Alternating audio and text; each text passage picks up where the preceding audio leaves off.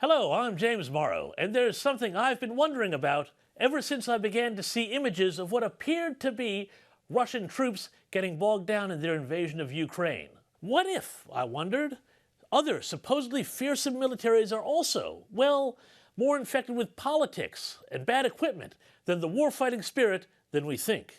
And what if that includes some of our militaries right here in the West? Now, surely you wouldn't rely on the media to tell you about this, so let's find out ourselves in this very special Reporting for Duty edition of Busting the Narrative.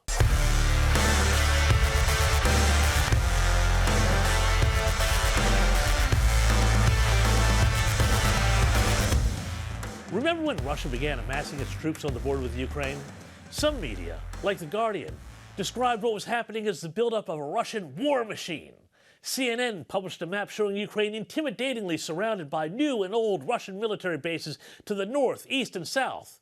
And in the U.S., their ABC juxtaposed images of Ukrainian citizens training with toy rifles who were going to have to fight Russian tanks that were ready to roll over the border. The implication in all of these reports, by people who 2 weeks earlier could not have pointed to Ukraine on a map, was that this relatively small nation did not stand much of a chance against its neighbor. Well, how things have changed, and it is impossible to know for sure, but Vladimir Putin himself might have been emboldened by the Western media's defeatism about Ukraine, especially given that the most vocal critic of his military buildup at the time was none other than Sleepy Joe Biden. So now, perhaps would be a good time for the media to also assess how things might pan out in that other theater of war, the Pacific, which, as even casual observers of geopolitics know, is the main event China is planning to follow up Putin's warm-up act in Europe with. Now, for years, the Chinese government has been frightening the world with images of its military might, legions of steely-eyed troops ready for combat, fleets of ships sailing into disputed waters, and enormous parades featuring giant missiles. And right there, Xi Jinping riding around as its supreme military commander, ready to give the order when the time comes. But here's a thought that occurred to me. What if, like much of the information coming out of the communist dictatorship, this is being exaggerated and overplayed, even by the Western media? The question is it possible that the Chinese military isn't quite as vicious as it wants us to think? Because here's the thing. If push comes to shove, China's youth will not be as willing or as able to man the front lines as their overlords in Beijing might wish they were. And those overlords have only themselves to blame because it was one of their own crazy ideas, the one-child policy that ran from 1980 to 2016, that fundamentally weakened the nation's youth. Now, accurate figures, of course, are difficult to obtain, but most Chinese parents, especially in the cities, adhered to the one-child rule. With only a small number of exceptions, pretty much every person in China aged between 6 and 42 has no siblings. What does this mean? Well, two things. Number one, Chinese parents are going to be reluctant to see their only children march off to war. At the same time, the nation is also experiencing a pronounced demographic bulge that makes Western society's issues with aging look minor by comparison. Now, here are some numbers for you to chew on.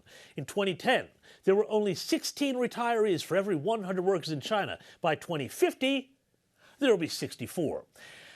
And this is the other thing, too. China's workers are going to be busy enough looking after their own elderly to have time to march off to war in the Pacific. And, of course, China, unlike Australia or the U.S. or European nations, won't take migrants to help smooth things out and bring down that advanced average age. The Chinese military recently increased its salaries by 40%, but even this did not drive a corresponding increase in recruits. And indeed, most of the Chinese military's recruits are from rural areas, where proficiency with high-tech weapons is secondary to knowing how to use a plow. And there are increasing reports of soldiers having spent hours a day not on training or learning the art of war, but on political indoctrination, the shining glories of Xi Jinping thought. Now, there is another aspect of these soldiers from one-child families that has an even more profound implication for the Chinese military.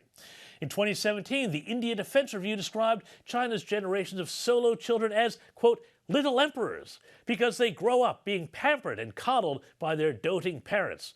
Quote, the PLA has found that while single children have better communication and computer skills than their peers with siblings, they are not as tough, They do not like intense training. They call in sick more frequently, and they struggle to perform simple chores like doing their own laundry. The review concluded that isolated incidents like listening to music while in combat practice, which requires, of course, long periods of staying alert, indicate that the fighting capability of such troops remains a strategic concern. This footage of Chinese soldiers crying as they were sent off to fight on the Indian border in 2020 confirmed what the Indian report already found. These involuntary warriors were not like the Chinese born before the one-child policy. Quote, scientific studies show that single children born after the implementation of the forced planning policy were less altruistic and trusting, more timid, less competitive, more pessimistic, and less conscientious than the Chinese who were born just before the policy. And this problem is unlikely to go away soon. The lifting of the one-child policy 6 years ago did not inspire parents to suddenly buy bigger homes and start having 4 or 5 children. No! Small families are now ingrained in the Chinese culture. Besides, it's expensive to raise children in China and has become even more so since COVID. So here's the question. Could it be that China, as with Russia, may find that its own practical warfighting capabilities are not as powerful as they would have us believe? Frankly, let's hope so, and in fact that we never find out. But let's also make one last point. Just because there is the possibility that our enemies are paper tigers does not mean that everything is hunky-dory in the West. No. Remember U.S. Joint Chiefs of Staff General Milley, the clown who testified to Congress about the importance of learning about critical race theory and white rage? But I do think it's important, actually, for those of us in uniform to be open-minded and be widely read. And the United States Military Academy is a university, and it is important that we train and we understand, and I want to understand white rage, and I'm white. This is the same general who botched America's withdrawal from Afghanistan. And here's the thing, when politics trump readiness, bad things can happen, even to us. Thanks for watching, and to support this channel, please like, share, and subscribe below. I am James Morrow, and I will see you next week for more Busting the Narrative.